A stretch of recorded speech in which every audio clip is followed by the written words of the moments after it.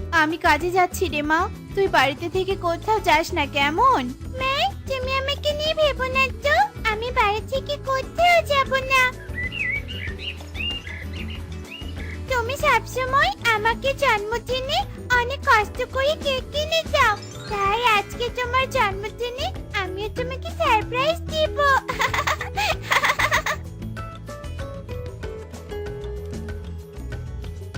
যাই, এগুলো দিয়ে সুন্দর একটা জন্মদিনের কেক নিয়ে আসি।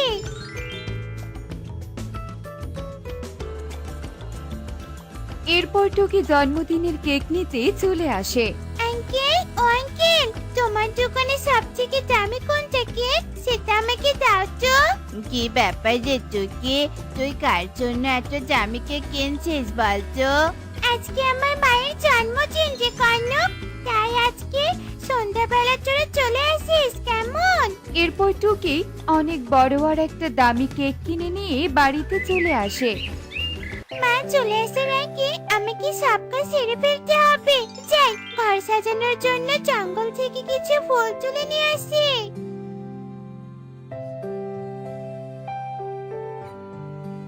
ওই তো টুকি ঘর থেকে বের হয়েছে, এই সুযোগে টুকি মায়ের জন্মদিনের কেকটা চুরি করতে হবে। কেক খেতে আমার ভীষণ মজা লাগে। এরপর কনক টুনির ঘরে আসে আর কেকের প্যাকেট থেকে কেক নিয়ে ফাঁকা প্যাকেট রেখে পালিয়ে যায়। এই তো সুন্দর কেক, এত সুন্দর কেক এর আগে আমি কখনো খাইনি। বেচারা টুকি সবাইকে জন্মদিনে দাওয়াত দিয়ে সন্ধ্যাবেলা দেখবে প্যাকেটে কেকই নেই, তখন সবাই টুকিকে নিয়ে হাসাহাসি করবে। ও মা গো, কি সুন্দর দেখতে দুই কলা গাছ, লাল কলা গাছ আর নীল কলা গাছ। আমি বরং এই দুই কলা গাছকে আমার সাথে নিয়ে যাই। মাকে তো কোনো দামি উপহার দিতে পারবো না, তাই না হয় এই অদ্ভুত দুই কলা গাছ মাকে উপহার দিব। এরপর টুকি দুই কলা গাছকে তুলে বাড়িতে নিয়ে আসে আর তার বাড়ির উঠানে রোপণ করে দেয়। এরপর সে বাড়ির উঠানে কাগজ ও ফুল দিয়ে সুন্দর করে সাজায়। আজকে থেকে তোমরা আমাদের বাড়ির অতিথি, তাই আমি তোমাদেরকে ফুলের মালা দিয়ে বরণ করে নিলাম। এখন থেকে মা আর আমি মিলে তোমাদের খুব যত্ন নেব। এই যা, আমি তো তোমাদেরকে পানি দিতে ভুলে গিয়েছিলাম, এত কাজের ভিতরে সাপতে ভুলে যাচ্ছি।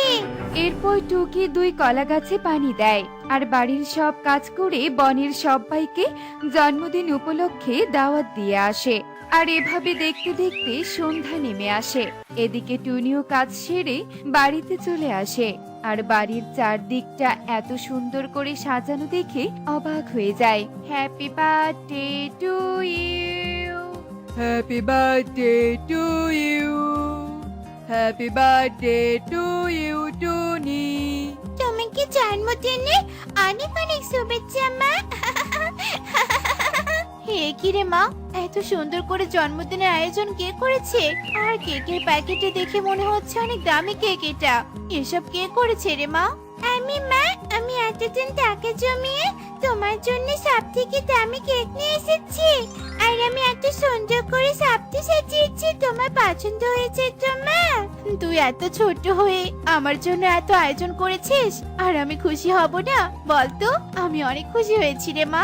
চল এবার কেকটা কেটে ফেলি। এ কি রে মা, ভেতরে তো কোনো কেক নেই। কিন্তু কেকটা হঠাৎ কোথায় গেল মা? আমি তো নিজে হাতে কেকটা কিনে নিয়ে এসেছিলাম। এই নীলপরি যে আমাদের জঙ্গল থেকে তুলে এনেছে আর এত আদর যত্ন করলো, সে তো এবার বিপদে পড়ে যাবে। ওর বিপদে আমাদের সাহায্য করা উচিত। হ্যাঁ লালপরি, তুই ঠিক কথাই বলেছিস। চল আমরা জাদু করে অনেক বড় একটা জন্মদিনের কেক এনে দেই। যেমন কথা তেমন কাজ। এরপর দুই কলা গাছ জাদু করে টুনির সামনে অনেক বড় একটা কেক এনে দেয়, কিন্তু কেউ তাদের জাদু ধরতেই পারে না। কিরে টুকি, কেক না নিয়ে এসে তুই আমাদের কেন দাওয়াত দিয়েছিস বলতো? তাই তো বলি, গরিবের আবার জন্মদিনের কেক কাটার শখ। এই চল তোরা আমরা চলে যাই। দাঁড়াও কাকুলি দিদি, তোমরা কোথাও যেও না।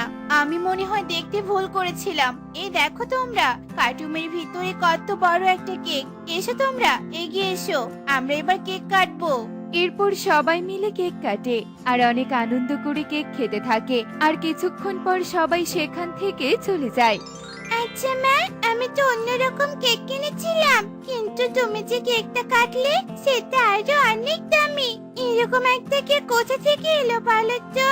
সেটা তো আমিও ভাবছি রে মা, যে হঠাৎ করে ফাঁকা কার্টুনে কেক এলো কিভাবে। আমরা দিয়েছি টুনি মাসি, টুকি আমাদেরকে খুব যত্ন করেছে, তাই আমরা দুই পড়ে মিলে তোমাদের কেক দিয়ে সাহায্য করেছি। একে তুমি কথা বলতে পারো? তোমাদেরকে দেখে মনে হয়েছিল তোমরা কোনো সাধারণ কলা গাছ নাও, কিন্তু তোমরা নিজেদের পরি বলছো কেন? হ্যাঁ টুকি, আমরা হলাম পরিরাজ্যের দুই পরি, লাল পরি আর নীল পরি। খুবই হাসি খুশিতে দিন কাটতো আমাদের। এই নাও লাল পরি আর নীল পরি, এই মালা দুটো খুবই শক্তিশালী। আমাদের পরিদের শক্তির তুলনায় এই মালার শক্তি অনেক বেশি। এখন থেকে এই মালা তোমরা সব সময় গলায় রাখবে। আচ্ছা ঠিক আছে পরিমাতা। শোন নীলপরি, আমাদের কাছে তো এখন অনেক শক্তি। চল আমরা আমাদের পরিরাজ্যের চারপাশটা ফুল আর ফলের বাগানে ভরে দেই, আর সারাদিন দুজন মিলে অনেক হাসি ঠাট্টা করে কাটিয়ে দিব। আচ্ছা ঠিক আছে লালপরি, তুই যখন চাইছিস তবে তাই হবে। ওরে আবার মুক্তার মালা, দেখা এবার তোর খেলা।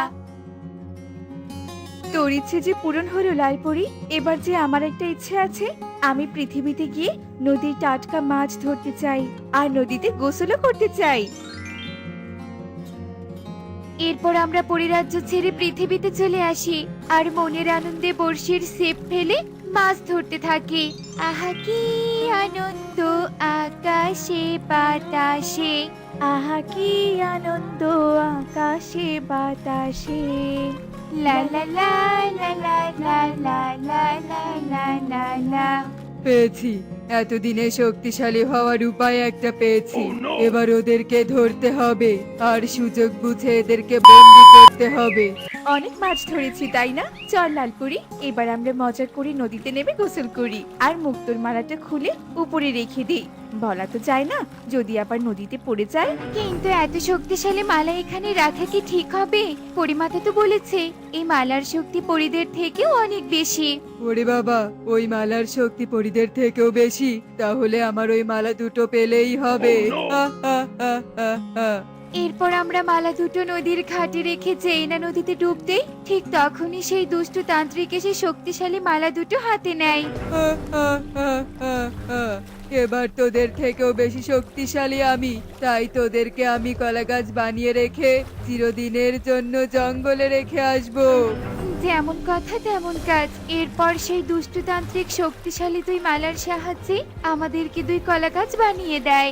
এখন কি হবে? তোমরা আগের রূপে ফিরে আসবে কিভাবে? ওই দুই মুক্তোর মালাই পারবে আমাদেরকে মুক্ত করতে।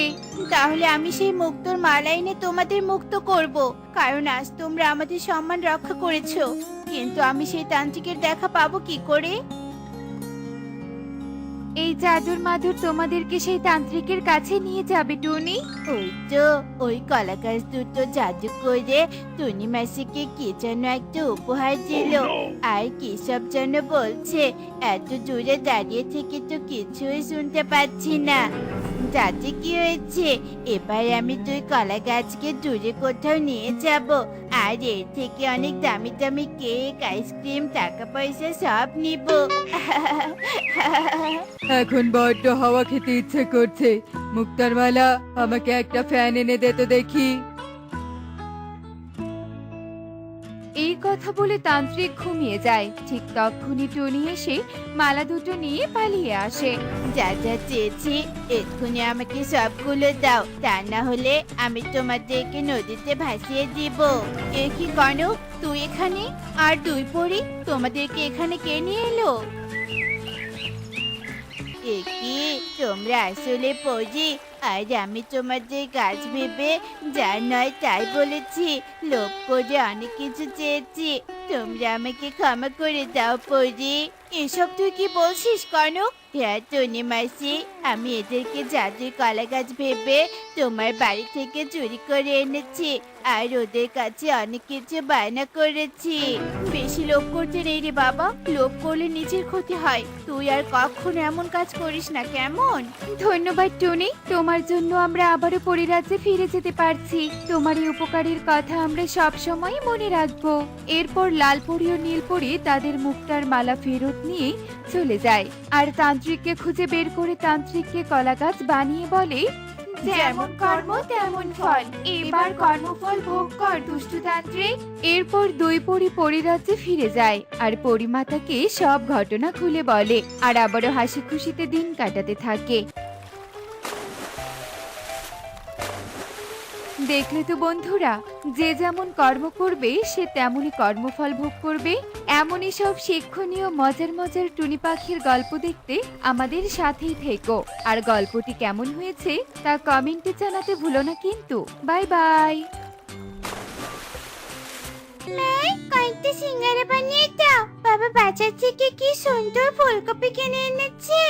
মা, কয়েকটা সিঙ্গারা ভেজে দাও না মা, দাও না। একদম বিরক্ত করবি না টুকি, তোর বাবা একটু পরে কাজ থেকে ফিরে আসবে। রান্না না হলে তখন আবার বকাঝকা শুনতে হবে। ধুর, বাবা কিচ্ছু বলবেন না। তাছাড়া বাবা হচ্ছে তোমার একটা সিঙ্গারা ভালো খায়। দাও না মা, কয়েকটা ভেজে দাও না। আমার হয়েছে আরেক জ্বালা, কেন যে তোদেরকে সিঙ্গারা ভেজে দিয়েছিলাম। এখন দুদিন পর পর শুধু বায়না। আচ্ছা বেশ, চিৎকার করিস না, ভেজে দিচ্ছি, তবে কিন্তু বেশি নয়। এই কথা বলে টুকি খুশি হয়ে নাচতে নাচতে বলে, কি মজা কি মজা, আজ খাবো সিঙ্গারা ভাজা, কি মজা কি মজা। টুকি যখন খুশিতে নাচছিল তখনই তার বাবা টোনা আসে।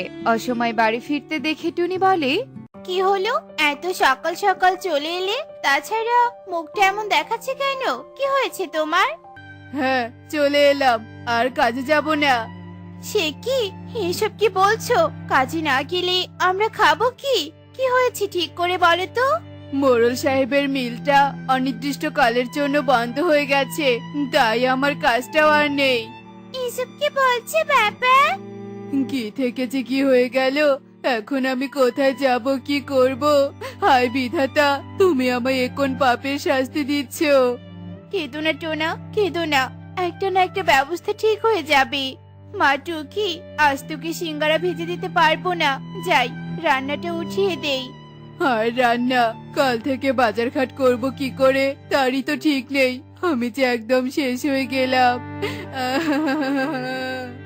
বাবা, এত ভেঙে পড়ো না তো, একটা না একটা ব্যবস্থা ঠিক হয়ে যাবে। মারে, আমার কাজটা যে আর থাকলো না, এবার তোদের কি খাওয়াবো আমি? পেয়েছি বাবা, আমরা যদি সিঙ্গারা বিক্রি করি তাহলে কেমন হবে বলো তো? কি যাতা বলছিস রে মা, আমার তো কোনো দোকান নেই, তাছাড়া আমি কোথায় বিক্রি করব? তুমি ছোট করে বিক্রি করবে, আর তাছাড়া আমাদের এখানে তো রোজই হাট বসে, সেখানে না হয় বিক্রি করবে। আরে তাই তো, এটা তো ভেবে দেখিনি। বুদ্ধিটা কিন্তু মেয়ে ভালো দিয়েছে। আমি না হয় ভেজে দিব সিঙ্গারা, আর তুমি বিক্রি করবে। যাই এখন রান্না করি। এভাবে রাত হয়ে যায়।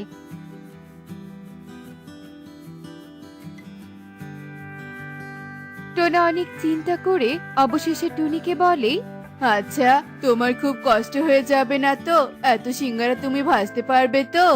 আরে কি যে বলো, তোমার বিপদে আমি যদি পাশে না দাঁড়াই তাহলে কে দাঁড়াবে বলো? এখন ঘুমিয়ে পড়ো, কাল সকাল সকাল উঠতে হবে তো আবার। এরপর তারা রাতের খাবার খেয়ে শুয়ে পড়ে।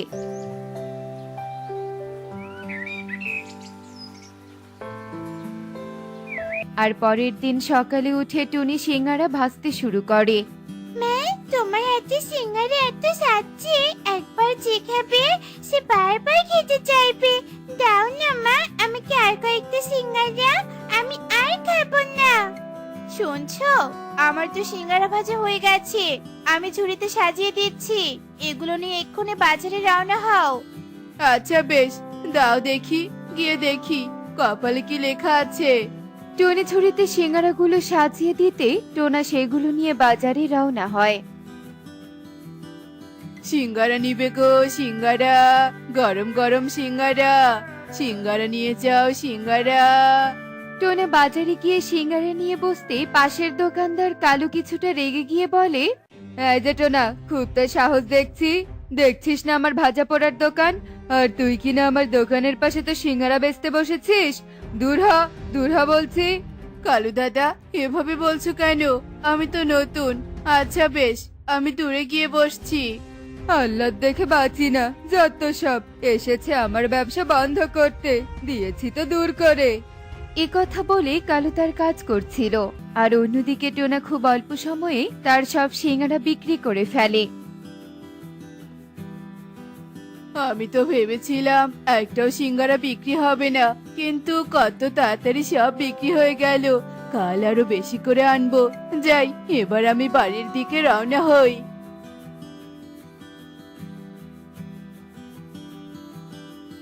এ কি ব্যাপার, তুমি এত তাড়াতাড়ি ফিরে এলে যে? সিঙ্গারা বিক্রি হয়েছে তো? হ্যাঁ রে মা, আমার সব সিঙ্গারা বিক্রি হয়ে গেছে। সত্যি রে মা, তুই খুব ভালো একটা বুদ্ধি দিয়েছিস কালকে। শোন, কালকে একটু বেশি করে নিয়ে যেতে হবে। কিটুনি, পারবে তো? কি যে বলো, পারবো না কেন? ঠিক পারবো। চলো চলো, খাওয়া দাওয়া করে নেই।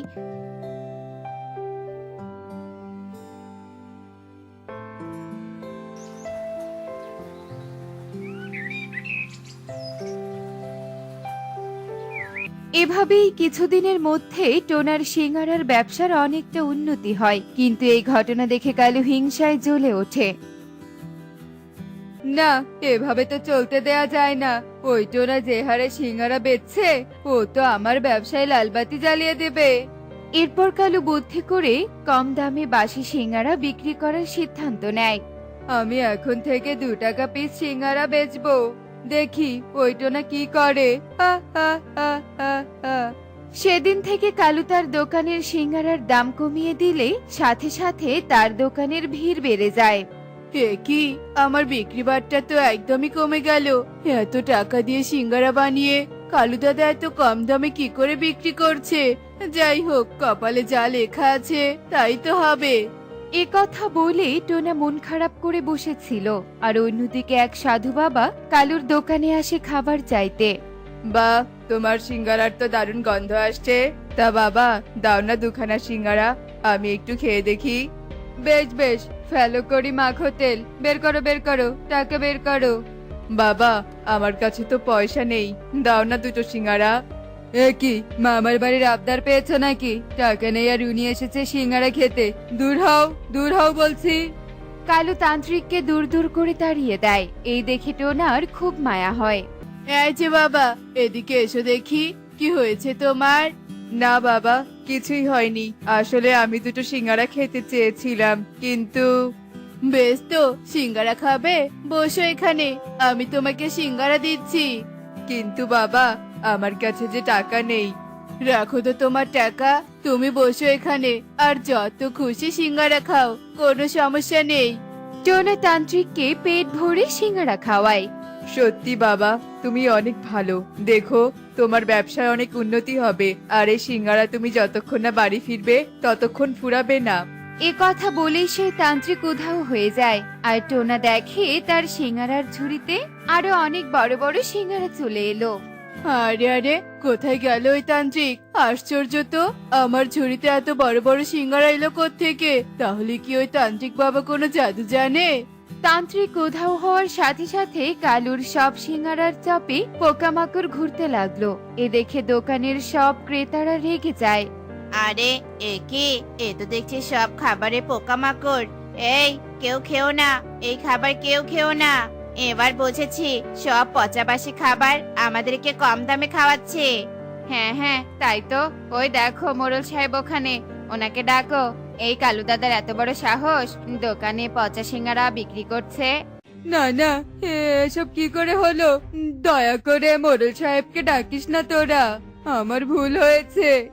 আরে বাটপার, তোর এত বড় সাহস, তোকে এক্ষুনি এই বন থেকে বের করে দিব। এরপর মোড়ল কালুকে বন থেকে বের করে দেয়, আর সাথে সাথে সব ক্রেতারা টোনার দোকানে ছুটে আসে। এ কি বনে সবাই আবার আমার দোকানে? বুঝেছি, এসব ওই তান্ত্রিক বাবার দয়া। এরপর এভাবেই টোনা অল্প দিনেই তার সিঙ্গারা বিক্রি আগের চেয়ে অনেক বেড়ে গেল। দেখতে দেখতে কিছুদিনের মধ্যেই টোনার ব্যবসা অনেক ভালো হয়ে গেল। এমনই সব মজার মজার শিক্ষণীয় টুনি পাখির গল্প দেখতে আমাদের সাথেই থেকো। আর গল্পটি কেমন হয়েছে তা কমেন্টে জানাতে ভুলো না কিন্তু। Bye bye.